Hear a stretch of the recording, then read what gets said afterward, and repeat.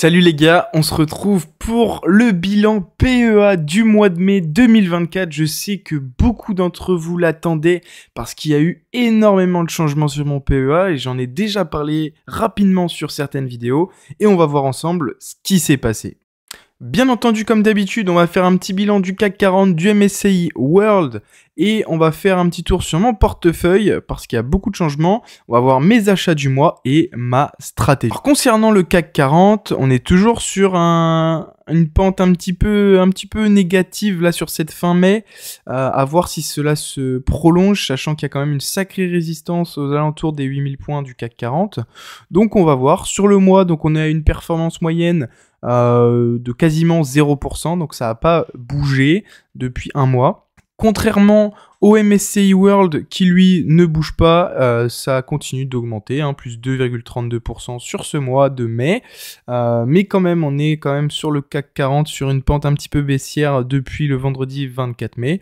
À voir ce que ça va donner par la suite. Des plus hauts historiques pour le CAC 40 ainsi que pour le MSCI World qui continue son ascension faramineuse. Voilà, on arrive sur le portefeuille du mois de mai, donc on peut voir directement qu'il y a énormément de changements. Mais avant ça, on voit qu'on a fait une performance de 1,23% sur ce mois de mai, ce qui est pas mal quand on voit le CAC 40, comment il a réagi. Le MSCI World qui a plutôt bien réagi. Changement de stratégie, voilà, ça je l'ai mis ici. Pourquoi? Parce qu'on voit le portefeuille. Le mois dernier, j'avais 10 actions en portefeuille. J'avais déjà du CW8 ainsi que du Lyxor PEA S&P 500.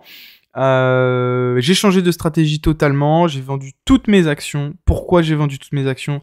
Eh bien pour faire écho à la vidéo du potentiel crack qui arrivera prochainement, quand on sait pas, 6 mois, 1 an, 2 ans. J'en sais rien, mais en tout cas il arrivera parce qu'il y a vraiment le marché il est décorrélé de la réalité.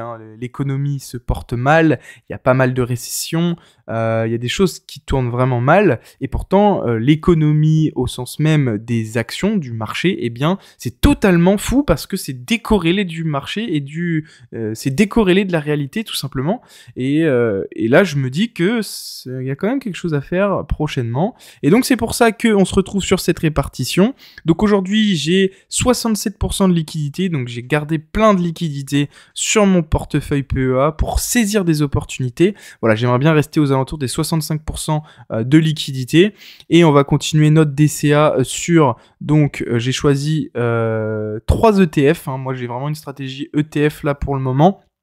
Et donc on va tabler sur 3 ETF comme le Nasdaq 100 parce que je pense que c'est important d'avoir du Nasdaq 100 à faible échelle dans mon portefeuille quand même puisqu'on est sur des plus hauts historiques, mais le Nasdaq 100 j'aime beaucoup.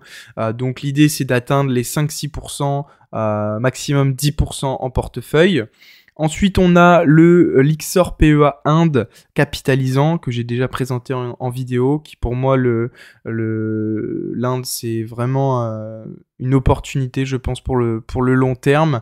Je pense qu'ils vont vraiment atteindre des sommets dans les 15-20 ans à venir.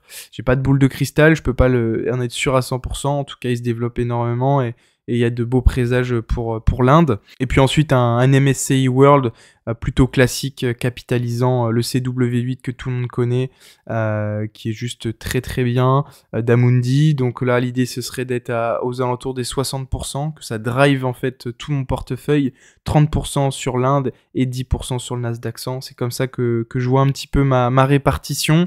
Voilà, on sait très bien que le CW8 c'est très très bon. Le seul problème c'est qu'on est un peu sous-exposé à l'Inde et à l'Asie. On est un petit peu sur le Japon mais pas beaucoup sur l'Inde. Et l'Inde, moi je le vois vraiment une belle opportunité. Donc l'Inde pour le coup je mise un petit peu dessus pour ma part. Par contre faites vos analyses financières, je suis pas du tout un conseiller en finance. Et puis le Nasdaq 100 parce qu'on est quand même sur un secteur très porteur. On peut voir qu'il y a 2% du MSCI World iShare, le swap. Voilà, j'ai voulu en acheter le jour de sa sortie pour voir un petit peu comment ça se passait. Je pense garder principalement et exclusivement du CW8 Amundi parce qu'on a plus de recul, certes des frais de gestion un peu plus importants, mais sur du long terme, à voir s'il y a vraiment une différence entre la performance de l'indice et la performance de l'ETF. Donc c'est pour ça que pour le moment, je conserve le World, mais je mets dans un coin de ma tête le iShare. Mais voilà, du coup, hein, pour cette stratégie, changement de stratégie, dites-moi ce que vous en pensez dans la description, dites-moi ce que vous en pensez dans les commentaires. Voilà, moi j'échange totalement de stratégie, plutôt sur de l'ETF et du cash pour saisir les opportunités.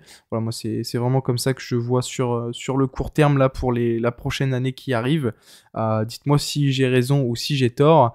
De toute façon, on le saura dans quelques années, quelques mois. Mais moi, voilà, je pense que c'est plutôt malin de ma part d'être comme ça aujourd'hui. À voir ce que ça donne. Donc par rapport à ma stratégie, comme j'ai pu vous le dire, c'est au niveau du cash, donc de garder un maximum de liquidité. On parle aujourd'hui de 65%, je pense que c'est pas mal pour saisir des opportunités. Ok, mon cash va peut-être dormir sur mon PEA un petit peu, mais je pense que c'est important d'avoir des liquidités.